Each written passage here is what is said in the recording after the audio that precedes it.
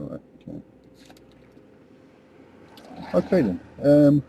What we're going to cover today is left reverse, reversing left. First thing before we go through the briefing that I'd like to ask you is, do you have any reversing experience at all of the vehicle?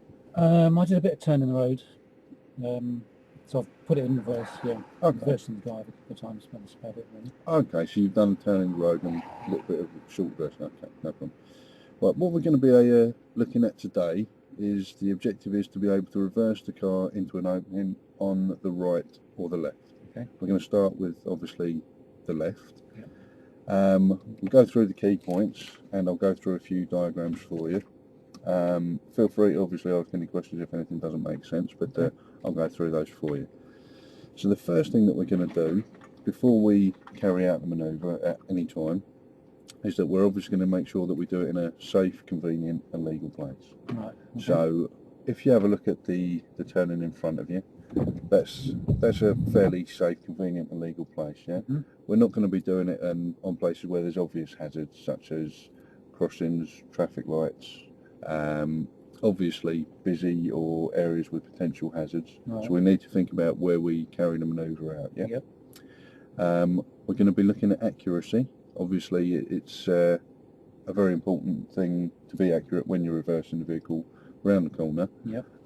Simple reasons. I mean, if you come too far out when you're reversing, then you could swing onto the other side of the road. Right. If you try and keep too close to the curb and you lose your judgment slightly, obviously you could go up on the pavement. So we need to pay attention to accuracy when we're carrying out the manoeuvre, yeah?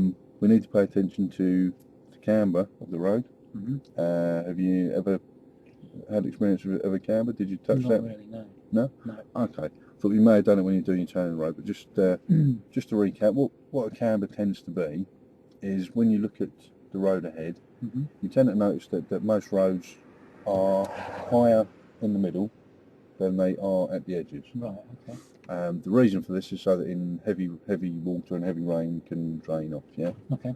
But you need to watch that because obviously it's going to affect us when we carry out manoeuvres, Right. yeah? So when you're reversing around the corner, you need to be aware that obviously if there is a camber and the road is dropping lower towards the curb, it's going to affect your manoeuvre, isn't it? Because it's going to affect, roll down. Exactly. So we need to keep an eye on that. Very important subject next is the observations throughout. Obviously we're going to be going backwards. We're going to be taking the vehicle backwards and carrying out a manoeuvre. So we need to be very aware at all times of what's going on around us, yeah? Yep. So observations throughout, not just obviously at the start of the manoeuvre, but we need to have good observation throughout, yeah? Okay. We'll touch on that a bit more while we, just before we do the manoeuvre, but that's a very important part. Slow car, clutch control. Have you had much experience of using the clutch? A bit, yeah. A bit, yeah? Okay. Obviously what we want to do is when we carry out the manoeuvre, we want to carry it out at a nice slow pace, yeah? Okay. We want it to be a kind of nice slow walking pace. You don't want to be shooting off too fast. By the same token, we don't want to be taking all day to come around, but we want nice slow control, yeah? Okay. So we're going to be using that clutch to control the car, Yep.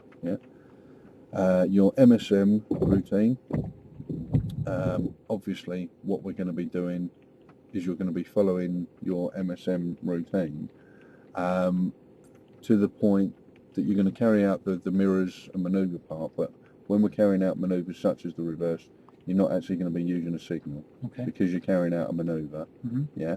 If you had your indicator on, it could confuse people as to what you're going to do, yeah? So we're not actually going to be using an indicator. People will know you're reversing by the fact that you've got your brake lights on, yeah? Sorry, your reversing lights on, yeah? But we won't be giving a signal. That doesn't mean you won't still be using your mirrors, yeah? And